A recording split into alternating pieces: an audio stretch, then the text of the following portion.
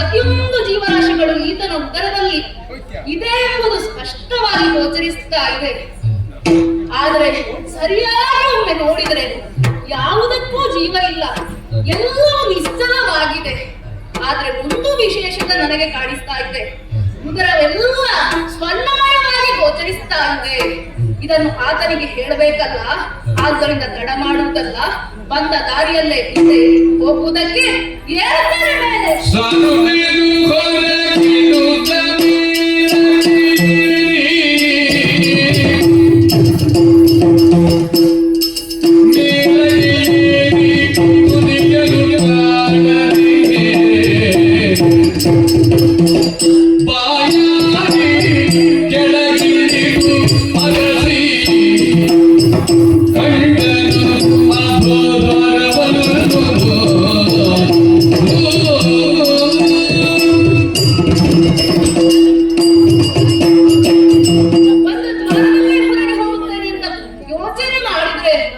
ಬಂದ ದ್ವಾರ ಈಗ ತೆರೆದಿಲ್ಲ. ಹಾಗೆಂತ ನವದ್ವಾರಗಳಲ್ಲಿ ಬಾಕಿ ಯಾವುದಾದರೂ ದ್ವಾರ ತೆರೆದಿದೆಯೋ ಅಂತ ನೋಡಿದ್ರೆ ಯಾವ ದ್ವಾರವನ್ನೂ ತೆರೆಯಲಿಲ್ಲ. ಒಂದನ್ನು ಬಿಟ್ಟು ಯಾವುದದು ಅದೋ ದ್ವಾರವನ್ನು ತೆರೆದಿರಿಸಿದ್ದಾನೆ. ಹೀಗಿರಬಹುದು ಆತನ ಯೋಚನೆ. ಅದೋ ದ್ವಾರದ ಮೂಲಕ ನಾನು ಹೊರಗೆ ಬಂದೆ ಅಂತ ಆದ್ರೆ ನಾನು ಕನಿಷ್ಠನಾಗುತ್ತೇನೆ ಎಂಬುದಾಗಿದೆ. ಮಾನ ಅಪಮಾನಗಳನ್ನು ಸಮಾನವಾಗಿ ಸ್ವೀಕರಿಸುವಂತಹ ನನಗೆ ದ್ವಾರ ಯಾವುದಾದರೆ ಹೊರಗೆ ಹೋಗಬೇಕಲ್ಲ, ಸಾಗುತ್ತೇನೆ ದ್ವಾರದಲ್ಲಿ.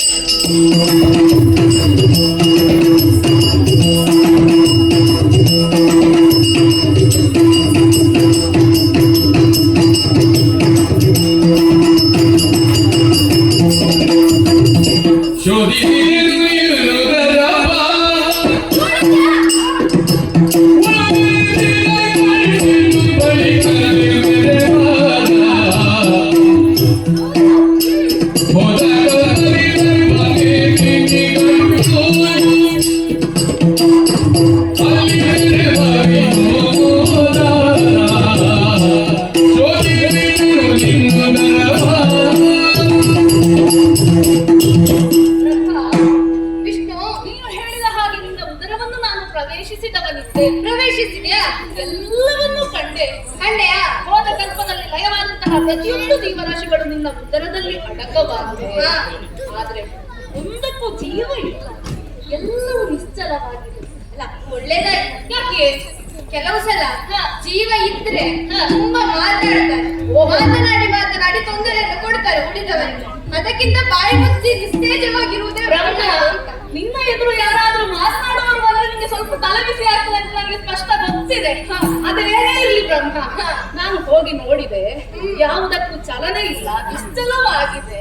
ಆದ್ರೆ ಒಂದು ವಿಶೇಷತೆ ಇದೆ. ಏನು ಬಲ್ಲೆಯ? ನಿನ್ನ ಉದರ ಸ್ವರ್ಣಮಯವಾಗಿ ಗೋಚರಿಸ್ತಾ ಇದೆ. ಆದ್ದರಿಂದ ಒಂದು ತೀರ್ಮಾನಕ್ಕೆ ನಾನು ಬಂದವರಿದ್ದೆ. ಒಂದು ವಿಷಯ ಸ್ವರ್ಣ ವರ್ಣದಲ್ಲಿ ಕಾಣ್ತಾ ಇತ್ತು. ಹೌದು, ಸಾಧಾರಣವಾಗಿ ಸ್ವರ್ಣಕ್ಕೆ ಒಳ್ಳೆ ಬೆಲೆ ಉಂಟಲ್ವ? ಅಂದ್ರೆ ನಾನು ಶ್ರೇಷ್ಠ ಅಂತ ಆಯ್ತು, ಶ್ರೀಮಂತನಿದ್ದೇನೆ ನಾನು. ನೀನು ಸ್ವಲ್ಪ ಆಲೋಚನೆಯನ್ನು ಮಾಡು. ಏನು? ಸ್ವರ್ಣದ ಬಣ್ಣದಲ್ಲಿ ಅಂತ ನಾನು ಹೇಳಿದ್ದು, ಅದನ್ನು ಮಾಡಿದ್ದು ಸ್ವರ್ಣದಲ್ಲಿ ಅಂತ ಹೇಳಲಿಲ್ಲ.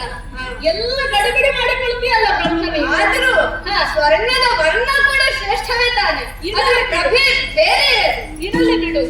ಆದ್ದರಿಂದ ನಿನಗೊಂದು ಹೆಸರನ್ನು ನಾನು ಕೊಡುವ ಅಂತ ತೀರ್ಮಾನಕ್ಕೆ ಬಂದಿದ್ದೇನೆ. ನೀನು ಹಿರಣ್ಯಗರ್ಭ, ನಾನು ಹಿರಣ್ಯಗರ್ಭ. ವಿಷ್ಣು, ನನಗೆ ಯಾವ ಸಾಲವನ್ನು ಇಟ್ಟುಕೊಂಡ ಅಭ್ಯಾಸ ಇಲ್ಲ. ಆದ್ದರಿಂದ ನೀನು ನನಗೊಂದು ಹೆಸರನ್ನು ಕೊಟ್ಟಿದ್ದೀಯ, ನಾಮಧೇಯವನ್ನು ಕೊಟ್ಟಿದ್ದೀಯ ಅನ್ವರ್ಥನಾಮವಾಗಿ. ಅಯ್ಯ, ನೀನು ನನ್ನ ಅಧೋದ್ವಾರದಿಂದ ಹೊರಗೆ ಬಂದವನು. ಆದ್ದರಿಂದಲೇ ನೀನು ನನಗೆ ಹೆಸರನ್ನು ಕೊಟ್ಟದ್ದಕ್ಕೆ ಉತ್ತರವಾಗಿ ಪ್ರತಿಯಾಗಿ ನಿನಗೆ ಇನ್ನೊಂದು ಹೆಸರನ್ನು ನಾನು ಕೊಡುವವನಿದ್ದೇನೆ. ಅಧೋದ್ವಾರದ ಮೂಲಕ ಹೊರಬಂದವನಾದ್ದರಿಂದ ನಿನಗೆ ಅಧೋಕ್ಷಜ ಎನ್ನುವಂತಹ ಹೆಸರನ್ನು ನಾನು ಕೊಡ್ತಾ ಇದ್ದೇನೆ. ಆಗಲೇ ಬ್ರಹ್ಮ. ಸರಿ, ಹಾಗಾದ್ರೆ ನೀನು ನನ್ನ ಹೊಟ್ಟೆಯೊಳಗೆ ಇರುವುದನ್ನೆಲ್ಲ ನೋಡಿ ಆಯ್ತು. ಹೋದ ಕಲ್ಪದಲ್ಲಿದ್ದಂತಹ ಪ್ರತಿಯೊಂದು ವಸ್ತುಗಳು ನನ್ನ ಉದರದಲ್ಲಿದೆ ಎಂಬುದನ್ನು ಹೇಳಿದ್ದೀಯ.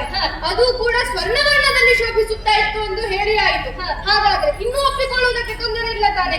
ನಾನೇ ಶ್ರೇಷ್ಠ ಎಂಬುದಾಗಿ ಈಗಲಾದ್ರೂ ಒಪ್ಪಿಕೊ.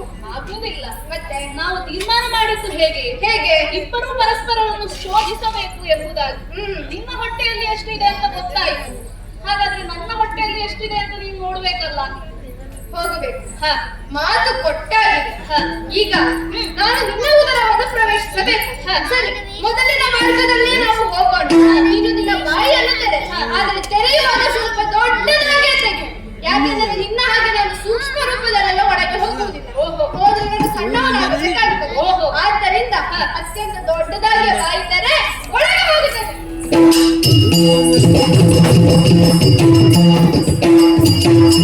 ಹೋಗುವಾಗ ದೊಡ್ಡವನಾಗಿ ಹೋಗಿದ್ದಾನೆ, ಹಾಗಾದ್ರೆ ಬರುವಾಗ ಈತ ಚಿಕ್ಕವನಾಗಿಯೇ ಬರಬೇಕಾಗುತ್ತದೆ. ಯಾಕೆ? ಅಹಂಕಾರ ತಲೆಗಡರಿದೆ. ಬ್ರಹ್ಮ ನಾನು ಎಂಬುದಾಗಿ ಹೇಳಿದ್ದಾನೆ.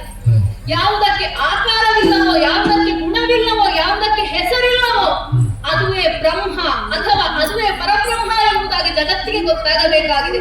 ಈತನಿಗೆ ಹೆಸರು, ಗುಣ, ಆಕಾರ ಎಲ್ಲವೂ ಇದೆ. ಆದ್ದರಿಂದ ಈತ ಆದಿಮಾಯ ಸೃಷ್ಟಿಸಿದಂತಹ ಬ್ರಹ್ಮ, ಅವನು ಕೆಲಸಕ್ಕಿರುವ ಸೃಷ್ಟಿಯ ಕಾರ್ಯವನ್ನು ಮಾಡುವವ ಎಂಬುದು ಸ್ಪಷ್ಟವಾಗಿ ಲೋಕಕ್ಕೆ ಗೊತ್ತಾಗಬೇಕು. ಇವನಿಗೂ ಅಹಂ ಇಳಿಯಬೇಕು.